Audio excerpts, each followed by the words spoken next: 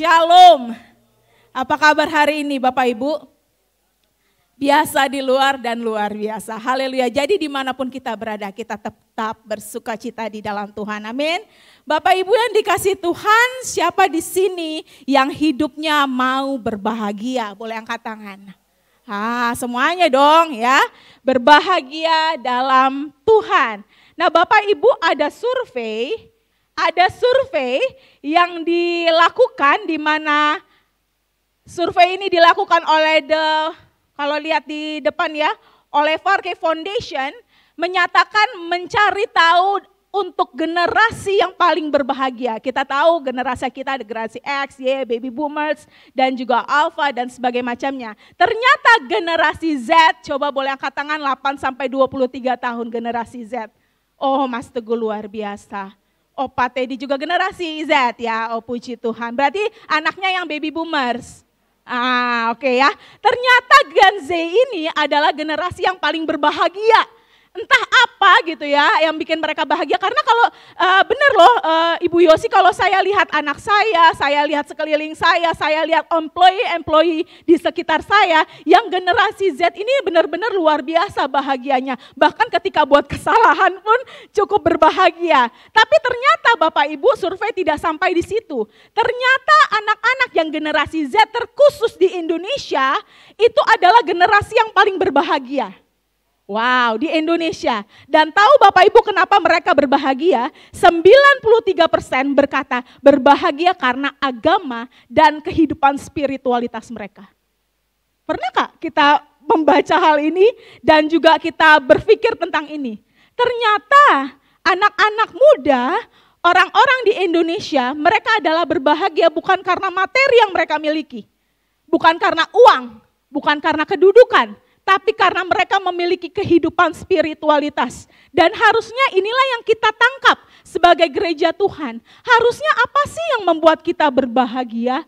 Ada keadaan kita mungkin merasa sedih. Kita merasa kok kehidupan seperti ini. Tapi seyogianya kita sebagai anak-anak Tuhan menyadari bahwa Tuhan kasih kita kebahagiaan. Boleh semuanya katakan amin.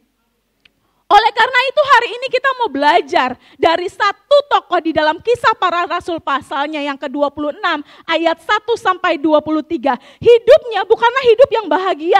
Kalau kita baca dari pasal yang ke-21 dari Kisah Para Rasul, kita melihat bahwa dia orang yang melayani Tuhan, mengikuti Yesus dan rasanya tidak banyak hal yang terjadi baik-baik saja. Tapi kalau kita baca pasal 21 selanjutnya sampai pasal ke-27, sudah ada tantangan, sudah ada kesulitan yang dia hadapi. Di mana letak bahagianya?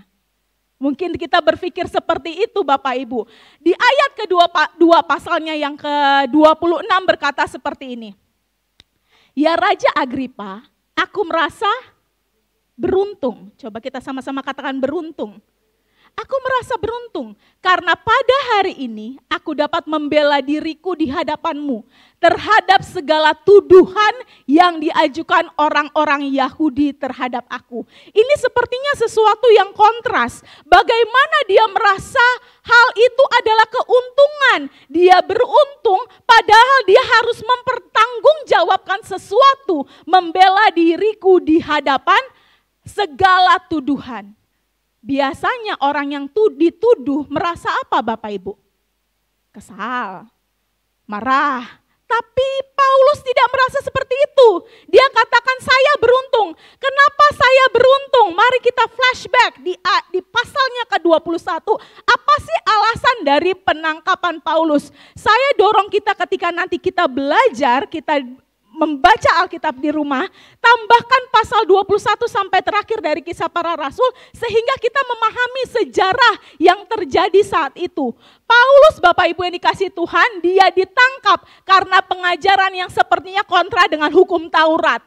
Kita tahu hukum Taurat diberikan oleh para nabi, mulai dari Musa selanjutnya, memberitahu apa? Bahwa suatu saat nanti ada pembebas. yang akan membebaskan orang-orang Yahudi, orang Israel. Suatu saat nanti, kapan? Tidak tahu. Namun mereka berharap bahwa orang ini orang yang dapat membebaskan.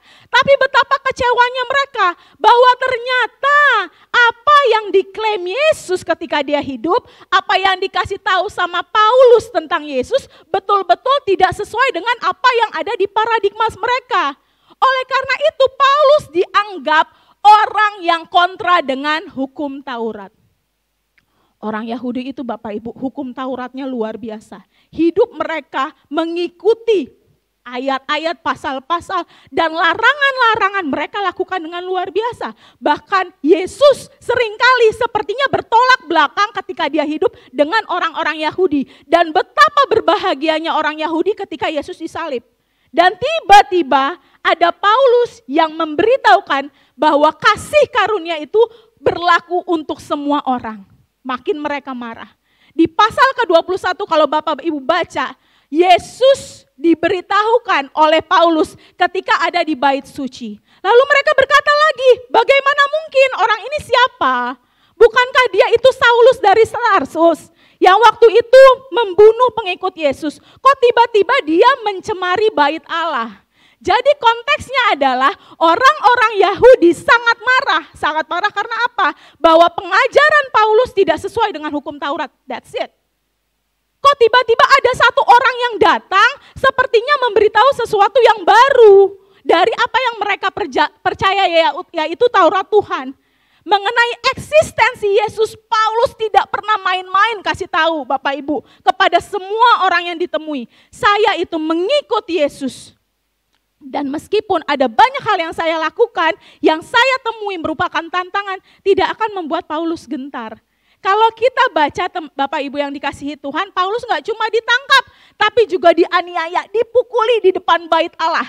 Bahkan dikatakan di situ bait Allah ketika dia sedang menceritakan tentang Taurat Tuhan, menceritakan tentang korelasi eksistensi Yesus berdasarkan hukum Taurat, bahkan orang-orang mengusirnya. Dan pintu-pintu bait Allah semuanya ditutup.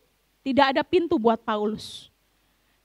Dan sesudah itu perkara semakin panjang. Saya kalau membaca Bapak Ibu, ini seperti perkara yang dihadapi oleh Tuhan Yesus sendiri. Tapi ini bertahun-tahun. Yesus 9 sampai 13 jam. Paulus menghadapinya bertahun-tahun. Inilah mahkamah-mahkamah atau pembelaan-pembelaan yang harus dilakukan oleh Paulus. Yang pertama, pembelaan terhadap siapa? Orang Yahudi. Di depan orang Yahudi dia berkata, stop, biarkan saya bicara tentang Yesus orang Nazaret itu yang kamu benar-benar tolak. Tapi apakah orang Yahudi percaya? Tidak. Orang Yahudi bahkan bilang apa? Bawa dia ke mahkamah agama. Di mahkamah agama ketemu sama ahli-ahli Taurat. Dia cerita lagi, Paulus cerita lagi. Siapa itu Yesus orang Nazaret? Kenapa dia sangat menggebu-gebu menceritakan tentang Yesus? Apakah orang menjadi percaya? Tidak. Sama ketika Yesus mau disalib, orang-orang di mahkamah agama bilang apa? Salibkan dia, salibkan dia. Banyak orang berkumpul berkata, salibkan dia, salibkan dia. Bahkan Paulus dibilang, enyahkan dia dari sini. Wah, luar biasa. Bagaimana Paulus tetap berkata bahagia dalam mengikuti Yesus. Lalu sesudah itu dia dioper lagi Gubernur Felix. Di Gubernur Felix juga begitu Bapak Ibu. Dia menceritakan tentang Yesus. Bukan Felix yang itu, Van, jangan langsung ini. Oke, dia menceritakan lagi tentang Yesus. Tapi apakah semua orang menjadi percaya? Tidak. Bahkan dikatakan Felix menyangka Paulus akan memberikan dia uang. Tapi apakah Paulus memberikan dia uang? Enggak, dia enggak kompromi. Sampai perkara Paulus dipending 2 tahun. Dia di dalam penjara. Apakah itu berbahagia? Rasanya tidak. Lalu sesudah itu gubernurnya berubah menjadi Festus. Di depan gubernur Festus lagi-lagi Paulus cerita tentang Tuhan Yesus. Dan Festus berkata, saya gak tahu apa yang harus saya perbuat. Sepertinya orang ini meyakinkan. Tapi kalau saya berbuat pro dengan orang ini, maka saya akan dikatakan bertentangan dengan orang Yahudi. Jangan lupa, saat itu orang-orang Yahudi sedang dijajah oleh Romawi. Dan Felix dan Festus adalah orang Romawi. Give up, hands up. Akhirnya dibawa lagi ke depan Raja Agripa. Nah inilah yang kita mau baca Bapak Ibu. Di depan Raja Agripa, Kaisar saat itu, Kaisar Romawi. Paulus di depan banyak orang, di depan Festus, mempertanggungjawabkan imannya. Yang ayat yang kita baca tadi, Raja Agripa, aku merasa beruntung. Kenapa beruntung? Karena akhirnya aku ketemu dengan engkau. Karena pada hari ini aku mendapat membela diriku di hadapanmu terhadap segala tuduhan yang diajukan orang-orang Yahudi terhadap aku. Kata beruntung sebenarnya lebih tepat di TB1 Bapak Ibu, yaitu berbahagia. Makarios. Kita mungkin sering dengar kata makarios ya. Berbahagialah orang yang perkataan Yesus. Makarios, berbahagia orang. Harusnya Bapak Ibu, ketika orang mempertanggungjawabkan iman kita, bertanya tentang perbuatan kita, kenapa sih kamu melayani Tuhan? Harusnya kita berbahagia. Kalau kita belum sampai berbahagia, ketika orang lain bertanya tentang iman kita, berarti kekristenan kita perlu dipertanyakan. Bahagia tentang uang, oke. Berbahagia karena punya rumah, oke. Tapi berbahagiakah kamu ketika kamu punya Kristus dalam hidupmu? Dan ketika orang bertanya, kenapa kamu mengikut dia dan kamu bisa menjelaskan, apakah bukan begitu kita seharusnya berbahagia? Jangan kita jadi Kristen yang lembek Bapak Ibu. Kristen lembek tuh gampang dihancurkan. Ada masalah sedikit, kecewa sama Tuhan. Ada masalah sedikit, meninggalkan pelayanan. Ada masalah sedikit, Tuhan kok begini, tidak bisa begitu. Harusnya ketika kita ada di dalam tantangan, kita berbahagia. Mari kita mau lihat apa kunci kebahagiaan dari Paulus. Kita baca sama-sama. 1, 2, 3. Sekarang karena aku mengharapkan janji yang diberikan Allah kepada nenek moyang kita. Yang pertama Bapak Ibu, milikilah pengharapan yang benar. Kalau kita nggak punya pengharapan yang benar, pasti kita akan kecewa dalam mengikut Tuhan. Paulus dia bilang begini, kamu lagi mengharapkan sesuatu nih orang Yahudi, tapi harapanmu adalah harapan yang keliru, yang salah. Harapan pakai kata evangelia artinya harapan akan penggenapan. Orang Yahudi itu hidup karena janji. Sama dong kayak kita Bu. Iya sama, tapi janjinya apa? Salah, keliru. Dia pikir orang yang akan datang membebaskan mereka secara fisik, finansial. Mereka jadi bangsa yang besar. Bukankah janji Tuhan kepada Abraham, keturunanmu akan apa? Banyak seperti bintang di langit dan pasir di tepi laut. Itu yang mereka klaim. Itu yang mereka percayai, itu yang mereka tunggu-tunggu. Tapi harapan yang dinantikan itu adalah harapan yang keliru. Apakah kita saat ini ketika mengikut Yesus, kita punya harapan yang benar atau yang keliru? Kalau kita punya harapan yang benar, apapun yang terjadi, Yesus tetap Yesus dalam hati kita. Di ayat 9 berkata begini, bagaimanapun juga aku sendiri pernah menyangka. Paulus lagi mau ngomong apa ini Bapak Ibu? Sebagai orang Yahudi aku juga pernah salah sangka sih. Bagaimanapun juga aku sendiri pernah menyangka bahwa aku harus keras bertindak menentang nama Yesus dari Nazaret. Dia cerita apa ke Raja Agripa? Saya dulu Saulus. Saya sama seperti orang Yahudi yang lain. Saya menantikan janji ekstrim, tapi saya punya janji yang keliru. Saya keliru mengidentifikasi siapa yang menjadi pengharapan saya. Hal itu kulakukan ayat 10 juga di Yerusalem. Aku juga lakukan itu di Yerusalem. Aku bukan saja telah memasukkan banyak orang kudus ke dalam penjara. Jangan lupa, Paulus orang Sanhedrin, ahli kitab, luar biasa. Taurat paling jempol, 1 iota pun dia tidak pernah lalai. Dikatakan, aku juga memasukkan orang kudus ke dalam penjara. Setelah aku memperoleh kuasa dari imam-imam kepala, tetapi juga aku setuju jika mereka dihukum mati. Paulus mau bilang begini depan Raja Agripa. Raja Agripa, saya juga dulu begitu kok. Saya punya pengharapan yang salah. Saya ekstrim. Berkata, Yesus orang Nazaret itu adalah momok bagi Taurat. Saya juga berkata, pengikut-pengikutnya haruslah orang-orang yang dihukum mati penjara. Saya juga begitu. Jadi Bapak Ibu, Sekarang cek masing-masing. Ketika kita ingin bahagia dalam mengikuti Tuhan, apakah kita meletakkan pengharapan kita di pengharapan yang benar atau yang salah? Kalau pengharapan kita masih hal-hal yang bersifat duniawi, jasmani, artinya pengharapan kita adalah pengharapan yang salah. Suatu saat itu akan lenyap. Dan kita tidak bisa berkata, Tuhan kan aku mengikuti Engkau. Kok saya itu paling gak enak sebenarnya didengar ya. Kok saya begini sih hidupnya? Kok saya berkekurangan? Kok keluarga saya makin ancur-ancuran? Kok perkataan-perkataan orang-orang di sekeliling saya tidak baik? Kok orang itu katanya mengikuti Yesus tapi kok dia bully saya? Kok? Mungkin kita sedang tidak ada di pengharapan yang benar. Kita sedang menanti-nantikan sesuatu yang salah. Kristus bukan jadi pengharapan kita. Selanjutnya, tiba-tiba ya Raja Agripa, saya tuh kalau membaca perkataan Paulus ini banyak perkataan-perkataan yang sangat lugas dan saya menikmatinya. Tiba-tiba ya Raja Agripa, pada tengah hari bolong, aku melihat di tengah jalan itu cahaya lebih terang daripada cahaya matahari, turun dari langit, meliputi aku dan teman-teman seperjalananku. Ini kisah waktu apa? Saulus, Saulus, mengapa engkau menganiaya aku? Di perjalanannya menuju Damsyik. Di situ Bapak Ibu, dia mau ke Damsyik mau apa sih?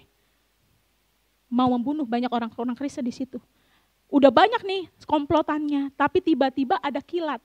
Kalau kita baca di kisah para rasul ketika dia di pembelaan bersama dengan Felix, dia bilang gini, semua orang melihat kilat, tapi tidak ada satu orang pun yang mendengar suara itu. Hanya siapa yang dengar suara? Paulus.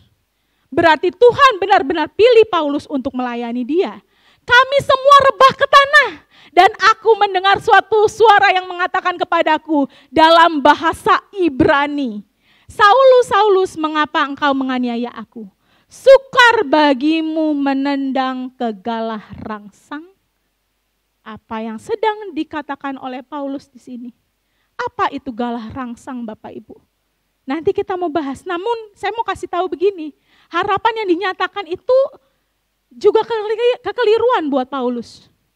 Paulus pikir dia menghidupi panggilannya sebagai orang yang paham akan Taurat, ternyata itu juga keliru. Kalau kita lihat gambar di depan Bapak Ibu, inilah galah rangsang. Galah rangsang adalah yang bambu runcing, yang lurus, yang sedang dipegang itu. Sebenarnya nggak ada orang yang megang ya. Jadi ketika ini sangat common di dunia pertanian. Jikalau orang mau membajak sawah, ada dua misalnya lembu di depan, ya, galah rangsang adalah tongkat panjang yang mengarahkan kemana lembu pergi. Atau ketika lembu sedang lelah, mereka akan merasa lelah gitu ya, akan disodok dengan galah rangsang. Nah yang menarik, galah rangsang itu terhubung dengan tali di ekornya. Bisa lihat Bapak Ibu ya, tali di ekornya.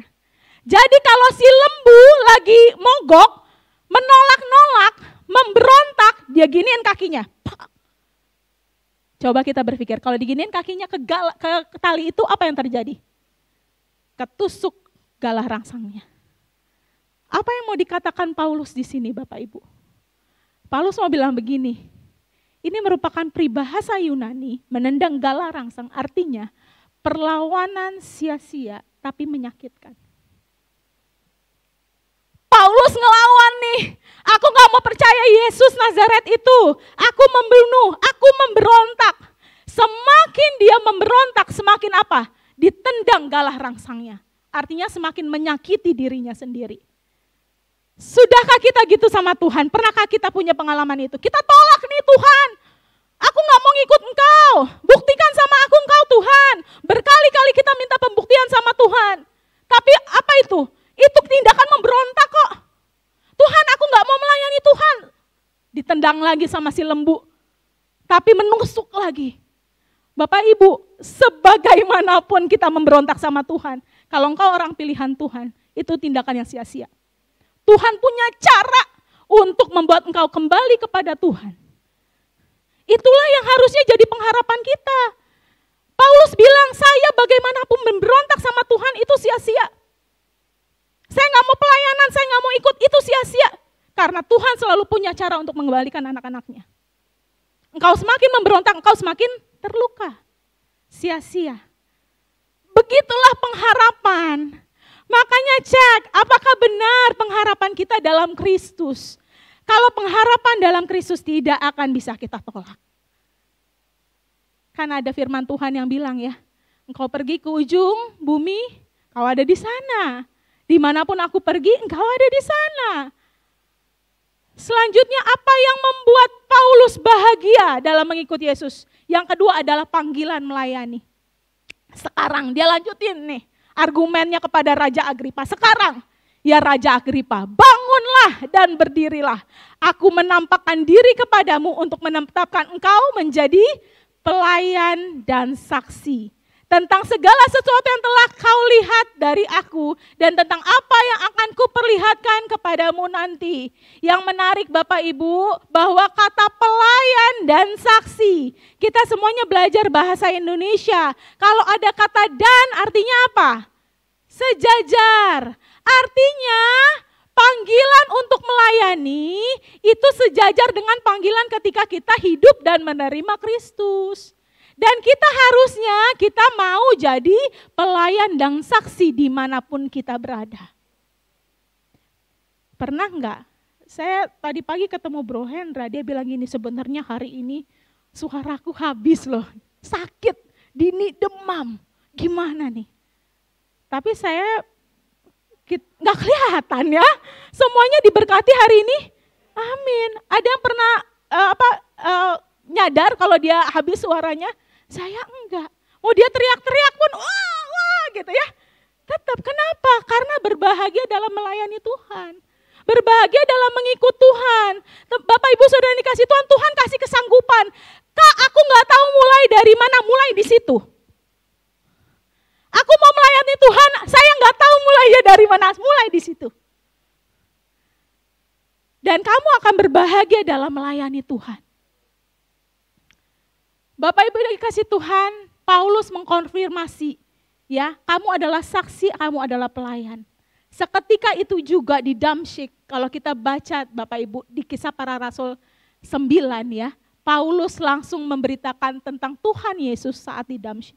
Artinya apa? Waktu dia dipanggil Tuhan, dia matanya buta, di situ dia langsung memberitahukan tentang Tuhan. Kalau kamu mau berbahagia di dalam Tuhan, Bapak Ibu mau berbahagia dalam Tuhan, mari segera respon panggilan pelayanannya. Saat itu juga, jangan ditunda-tunda. Nanti Bu, kalau umur saya sudah 39 tahun, jangan ya. Nanti ya Kak, aku belum siap, jangan. Sesegera mungkin di situ kita melayani Tuhan, maka kita akan berbahagia. Yang ketiga Bapak Ibu Saudara yang dikasihi Tuhan, ada pertolongan dalam kesulitan. Inilah yang sekarang sedang dialami sama Paulus. Kesulitan demi kesulitan. Namun ayat 21 berkata, karena itulah orang-orang Yahudi menangkap aku di bait Allah dan mencoba membunuh aku. Ini klimaksnya Bapak Ibu. Namun dengan pertolongan Allah, aku dapat hidup sampai sekarang dan bersaksi kepada orang-orang kecil dan orang-orang besar. Siapa orang-orang besarnya? Salah satunya raja. Apa yang kuberitakan itu tidak lain dari yang telah kuberitahukan sebelumnya oleh para nabi dan juga oleh Musa. Di sini Paulus mau bilang, saya nggak beritakan sesuatu yang lain kok.